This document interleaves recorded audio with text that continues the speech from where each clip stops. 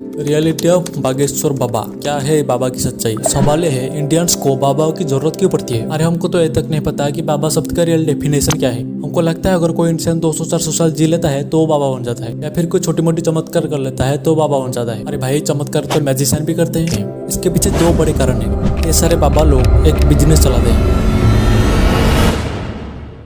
तो पता है, इस वीडियो में मुझे बहुत ज्यादा हेट मिलने वाले हैं, लेकिन इस वीडियो में हम जो भी बात करेंगे सभी लॉजिकल होंगे, वो भी प्रूफ के साथ।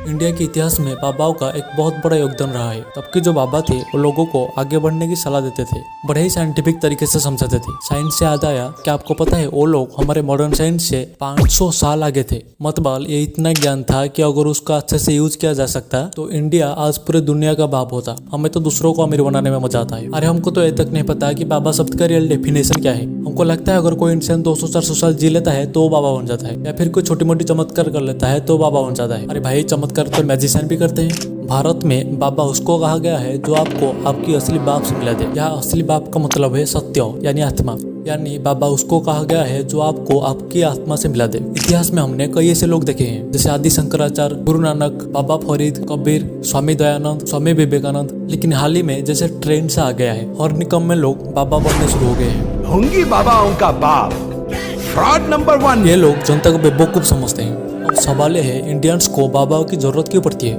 ये लोग बाबाओं के चक्कर में क्यों पड़ जाते हैं? इसके पीछे दो बड़े कारण हैं। पहला, हमारे ट्रेडिशनल रिलीजन्स एंड पॉलिटिशियंस लोगों की प्रॉब्लम्स सॉल्व नहीं कर पाते। मजबूरी में वो लोग बाबाओं के पास जाते हैं और बाबा इस बात का बहुत ही अच्छे से फायदा उठाते हैं। ये सारे बाबा लोग एक बिजनेस चलाते हैं। किस बात का बिजनेस? आशा, होप का बिजनेस।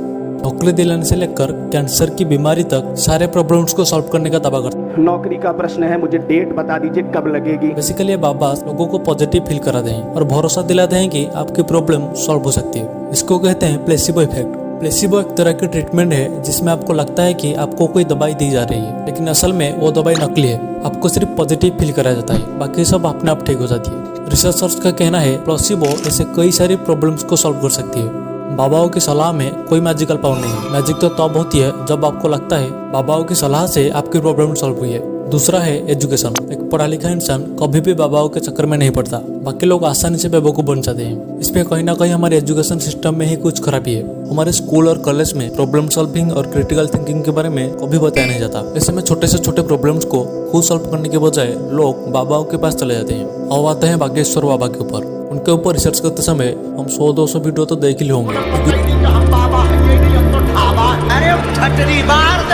सब हिंदू एक हो जाओ और पत्थर मारने वालों के घर पर बुलडोजर चलवाओ।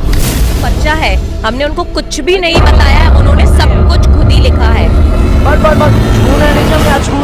वीडियोस में बाबा हमारे माइंड रीडिंग करते हैं, बोलने से पहले ही अपने नोट में लिख लेते हैं। चलिए यहाँ तक तो ठीक है, माइंड रीडिंग करते हैं, लोगों का मनोरंजन करते हैं। लेकिन नहीं, बाबा का कहना है ये कोई स्किल नहीं है, ये तो भगवान का कृपा है उनके ऊपर। मुझे एक बात समझ नहीं आ रहा कि जब बाबा को सब कुछ पहले से ही मालूम है तो युद्ध कब होगा, इंडिया IPL जीतेगा कि नहीं जीतेगा, कौन सी फ्लाइट कब क्रैश होगी, कहाँ ट्रेन एक्सीडेंट होने वाला है, ये सब तो मालूम ही होगा। तो बाबा जी गवर्नमेंट का मदद क्यों नहीं कर रहे? इतनी लोगों की जान बच सकती है। बाकी बाबा प्रेत भगाने की काम भी करते हैं, वीडियो में आप लोग देख ही सकते हो।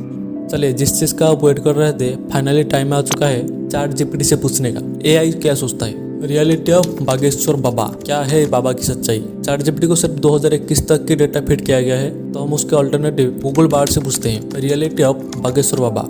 Bageshwar Baba, also known as Dhirendra Krishna Shastri, is a self-proclaimed godman who has been accused of fraud and cheating। एक और इंटरेस्टिंग चीज यहाँ पे लिखा है, इस तरह के पावर्स का कोई भी साइंटिफिकल एविडेंस नहीं है। अगर कोई बोलता है कि उसके पास मैजिकल पावर है तो उसको प्रूव के लिए बोलना जरूरी है। अगर उसके पास कोई भी प्रूफ नहीं है तो ये बोलना बिल्कुल भी गलत नहीं होगा कि ये एक फ्रॉड है। बागेश्वर बाबा उनका पावर्स का कोई भी प्रूफ नहीं दे पाए हैं। जिनको AI के बारे में नहीं पता वो लोग बोलेंगे भाई ये तो सिर्फ एक कंप्यूटर है, उसको क्या पता। तो जरा कान खोल के सुन लो मेरे भाई, ये बागेश्वर बाबा जो भी करते हैं उसको मेंटलिज्म कहते हैं। ये आप भी कर सकते हो। ये एक तरह की मेंटल स्किल है जिसमें वो लोगों की body language, behaviour and energy को गौर से ऑब्जर्व करते हैं और आपके दिमाग में क्या चल रहा है उसको प्रेडिक्ट करते हैं। इंटरेस्टिंग बात तो ये है, बागेश्वर बाबा इस चीज को नेक्स्ट लेवल पे प्रैक्टिस किया है, जिसकी वजह से वो इतनी आसानी से प्रेडिक्ट कर पा रहे हैं। लेकिन ये बात तो साफ है कि ये कोई भगवान की कृपा नहीं है। यहाँ मेरी ओपिनियन में साफ साफ बता देता हूँ, मुझे यह मामला कुछ पूरी तरह साफ नहीं दिख रहा। कुछ ना कुछ तो गड़बड़ी है बीच में जो हमें नहीं दिख रहा। देखते हैं आगे क्या होता है।